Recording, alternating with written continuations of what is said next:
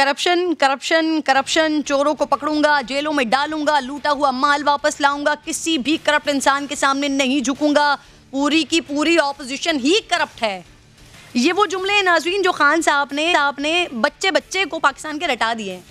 لیکن اب خان صاحب کا وہ جوش و ولولہ ماند پڑ رہا ہے، کیونکہ ملک کی عدالتوں میں اپوزیشن کے خلاف سینکڑوں کیسز چل رہے ہیں، لیکن کسی ایک میں بھی کرپشن تو ثابت ہی نہیں ہو سکی. کسی ایک بھی شخص کو خان سرکار میں مجرم ثابت نہیں کیا جا سکا. شہباز شریف کے خلاف آشیانہ کیس ہو، Ramzan sugar mills case, money laundering case, ایک کیس میں بھی انہیں سزا نہیں ہو سکی. آصف علی زرداری، ان کی ہمشیرہ یوسف رضا گیلانی، شاہد خاقان عباسی، خواجہ آصف، خواجہ سعد رفیق، سلمان رفیق، رانا ثناء اللہ، احسن اقبال اور نہ جانے کتنے نام ہیں جن کرپشن اور اختیارات کے ناجائز الزامات کے الزامات ہیں. کسی ایک کو بھی مجرم ثابت نہیں کیا جا سکا. اور جب حکومت سے سوال کیا جاتا ہے تو کہتے ہیں کہ نیب کا مسئلہ ہے، حکومت کا نہیں. تو بھائی اگر نیب اتنا ہی برا ہے تو اس کے چیئرمین کو ایکسٹینشن دینے کی تیاری کیوں ہو رہی ہے؟ یہ تو کچھ نہیں. خان صاحب کی باڈی لینگویج میں بھی ناظرین تبدیلی کی شاید ایک اور بڑی وجہ ان کی ہی حکومت میں بننے والے اسکینڈل ہیں. چینی ہو، آٹا یا پھر ڈالر، خان صاحب کسی بھی چیز پر تو قابو نہیں کر پا رہے ہیں. بار بار اعلانات کے باوجود عمران خان مہنگائی کو قابو کرنے میں ناکام ہے. ہر سطح پر حکومتی ناکامیوں کی وجہ سے لگتا ہے کہ خان صاحب اپنا وہ اعتماد کھو رہے ہیں. جن کو کل تک سلام کرنا گوارا نہیں کرتے تھے، آج ان کو ساتھ بٹھانے کی، ساتھ بیٹھنے کی درخواست کر رہے ہیں. اس کی ایک جھلک یقیناً آپ کو کل دورہ کراچی میں نظر آئی ہوگی. جس سندھ حکومت کو مسلسل کرپٹ کہتے رہے ہیں، کل اسی سے تعاون کی درخواست کر رہے تھے. آج فواد چودھری نے بتایا کہ خان صاحب الیکٹرانک ووٹنگ مشین کے معاملے پر مشترکہ اجلاس کے بجائے اپوزیشن کے ساتھ مشاورت کو ترجیح دے رہے ہیں. عدنان عادل صاحب میرے ساتھ موجود ہیں پروگرام میں. 3 سال کی حکومت، ایک بیانیہ، لیکن اس میں کوئی کچھ بھی ابھی تک حاصل نہیں کیا ہے، کوئی فائدہ نہیں ہوا ہے، صرف بیانیہ ہی بکا ہے. اب اس کو کتنا ڈینٹ پڑے گا؟ سر عدنان صاحب، صرف اپوزیشن کے لیے احتساب بیانیہ ہی نہیں، حکومت اور بھی کئی محاذوں پر مسلسل تو عزیمت اٹھا رہی ہے. چین کے ساتھ مہنگی بجلی کے معاہدوں پر نظر ثانی ممکن نہیں ہوئی، پاور مافیا کو پکڑا، نہ شوگر مافیا کو سزا دلوائی. کیا مسلسل ناکامیوں سے لگتا ہے آپ کو وزیر اعظم صاحب مایوس ہو گئے، کیونکہ اب ان کا لہجے میں وہ گرج چمک نہیں ہے، وہ گھن گرج نہیں ہے ان کی؟ ہاں، یہ بات تو ٹھیک ہے کہ 3 سال میں وہ کوئی بھی قابل ذکر پیش رفت نہیں کر سکے، اور شاید انہوں نے اپنی طاقت کو اوور ایسٹیمیٹ کیا، اور وہ اوور کانفیڈنٹ تھے جب اقتدار میں آئے اور اقتدار میں آنے سے پہلے، کیونکہ یہ ایک پورا سسٹم ہے اور بہت مضبوط سسٹم ہے. یہاں ایک آئین ہے، قانون ہے. منتخب حکومت کے پاس ہی ساری اتھارٹی نہیں ہوتی، ریاستی اداروں کے پاس بہت سی اتھارٹی ہوتی ہے. ایک ڈیزالو اتھارٹی کا تصور ہے پاکستان میں کہ سول بیوروکریسی ہے، ایجنسیز ہیں اور ادارے ہیں، سب کے پاس اختیارات بٹے ہوئے ہیں. اور پاکستان کا قانونی نظام تو سب کو ہی پتہ ہے کہ 10-10 20-20 30-30 سال لگ جاتے ہیں، مقدمات کے فیصلے نہیں ہوتے ہیں. تو عمران خان صاحب جو ہیں، اگر ان کو 2/3 اکثریت ملتی، وہ آئین میں تبدیلی کر سکتے تو شاید وہ کوئی بڑی تبدیلی لے آتے. لیکن ان کو تو سادہ اکثریت بھی نہیں ملی، اور انہوں نے پھر سمجھوتے کیے، کمپرومائزز کیے، اور وہ اقتدار حکومت بنا لی. تو اب حکومت جو ہے وہ لولی لنگڑی حکومت ہے، جو مختلف چھوٹی جماعتوں کے سہارے قائم ہے.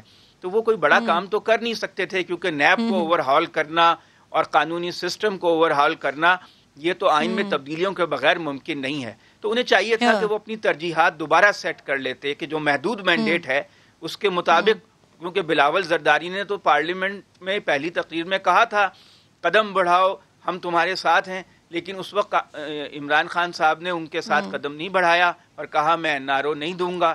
اب نتیجہ یہ ہے کہ 3 سال ہو گئے، کسی بھی کیس کا، جیسے کہ آپ نے ابھی کہا، فیصلہ نہیں ہو رہا. وائٹ کالر کرائم کو ثابت کرنا ویسے بھی مشکل ہوتا ہے، اور پاکستانی سسٹم میں جہاں پہ ریاستی ادارے بہت مضبوط ہیں.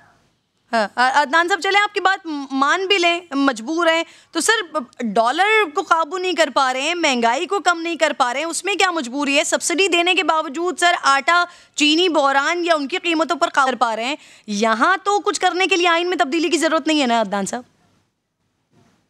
دیکھیے، عمران خان کو جب اکانومی ملی، معیشت ملی، تو وہ نادہندگی کے دہانے پہ تھی، ہم ڈیفالٹ کرنے والے تھے. اور جہاں تک ڈالر کی بات ہے، جب 2008 میں جنرل مشرف گئے 60 روپے کا ڈالر تھا.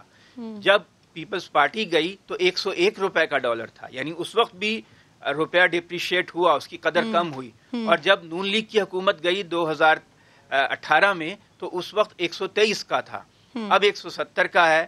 تو پاکستان کی معیشت بنیادی طور پہ اتنی کمزور ہے کہ روپے تو گرتا ہی جائے گا، جو وقت گزرے گا یہ گرے گا، کیونکہ ہماری صنعتی بنیاد کمزور ہے، ہماری ملک کی پیداواری صلاحیت کم ہے، ہماری درآمد کے اوپر زیادہ انحصار ہے، تو روپے کی قدر تو کم ہوگی. نہیں تو پھر عدنان صاحب عمران خان کی حکومت میں یا زرداری صاحب کی حکومت میں یا نواز شریف صاحب کی حکومت میں تو سر پھر کوئی فرق نہیں ہوا نا. عمران خان پھر کیوں ان سے الگ ہیں سر؟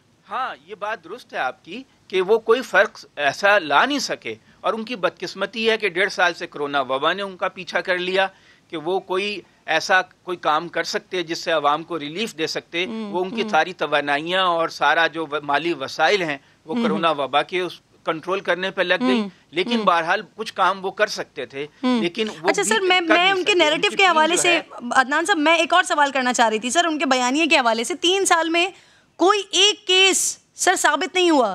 جب سوال ہو تو وزراء ملبہ نیب پر ڈال دیتے ہیں کہ نیب کی کارکردگی خراب ہے، کارکردگی نہیں دکھا رہا. تو سر پھر اسی نیب پہ جس کی اتنی برائیاں کر رہے ہوتے ہیں وزراء، اسی کے چیئرمین کو ایکسٹینشن دلوانے کے لیے کیوں پڑ تول رہے ہیں سر؟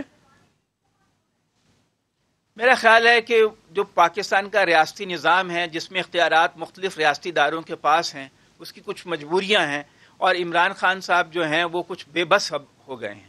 انہیں چاہیے کہ وہ اس نیریٹو کو چھوڑ ہی دیں تو بہتر ہوگا، کیونکہ نہ احتساب 3 سال میں ہوا ہے، نہ آئندہ ہونے کی امید ہے. تو بہتر ہے کہ وہ فوکس کریں کہ عوام کو کچھ ریلیف دے سکیں، وہ مہنگائی کم کر سکیں، کوئی عوام کو کوئی ایسا کیش سبسڈی دے دیں کہ جس سے جو اس وقت مہنگائی کا طوفان آیا ہوا ہے، لوگ بالکل پس گئے ہیں، کچل گئے ہیں مہنگائی میں، ان کو ریلیف دے سکیں. کیونکہ پاکستان کا جو سسٹم ہے اس میں ایک گٹھ جوڑ ہے، ایک کرپٹ مافیا جو سرکاری افسروں پہ مشتمل ہے. آپ دیکھیے بزنس مین کے خلاف ایکشن لیتے ہیں، جیسے ابھی آپ پہلے کہہ رہی تھیں کہ شوگر کے بارے میں نہیں لے سکے، انکوائری ہوئی، پیٹرول پہ انکوائری ہوئی، کوئی ایکشن نہیں لے سکے، کیونکہ اگر ایکشن لیں گے تو ساری سرمایہ کاری رک جائے گی، بزنس ٹھپ ہو جائے گا. سرکاری افسروں کو کٹہرے میں کھڑا کرتے ہیں، وہ کام کرنا چھوڑ دیتے ہیں، انتظامیہ مفلوج ہو جاتی ہے. تو پاکستان میں ایک گٹھ جوڑ ہے کرپٹ بزنس مین کا، کرپٹ سرکاری افسروں کا اور کرپٹ سیاستدانوں کا. اس گٹھ جوڑ کے ساتھ مقابلہ کرنا آسان نہیں ہے. بہتر یہی ہے کہ کچھ 1-2 باتوں پہ فوکس کر لیا جائے. انہی ساری چیزوں کو تو شکست دینے آئے تھے سر، ڈی چوک پہ یہی ساری باتیں تو ہوتی تھی، انہی ساری چیزوں کو، انہی بتوں کو تو توڑنے کے لیے آئے تھے. اب عدنان صاحب یہ بتائیے، آغاز میں 6 مہینے تک تو خان صاحب کو نہیں سمجھ آیا تھا نا کہ حکومت میں کرنا کیا ہے، چلانا کیسے. اب آپ کو کیا لگتا ہے وزیر اعظم کو سمجھ آ گئی یہ سسٹم کی، یا اتنے اب دل برداشتہ، دل شکستہ ہو چکے ہیں کہ اسی سندھ حکومت سے تعاون مانگ رہے ہیں سر، جن کو اب کرپٹ قرار دیتے رہیں؟ میرا خیال ہے اب وہ زیادہ حقیقت پسند ہو گئے ہیں. انہیں سمجھ آ گیا ہے کہ یہ سسٹم بہت بڑا ہے، یہ دیو ایسا ہے کہ اس سے وہ مقابلہ نہیں کر سکتے، اور تحریک انصاف اکیلے اس سے نبٹ نہیں سکتی. تو وہ اسی میں سے اپنے لیے کوئی سپیس ڈھونڈ رہے ہیں، اور ان کا فوکس ترقیاتی کاموں کی طرف ہے، جیسے کراچی کے لیے سرکولر ریلوے، گرین لائن، اور وہ جو ایک نیا پروجیکٹ چینی سرمایہ کاری سے شروع کر رہے ہیں.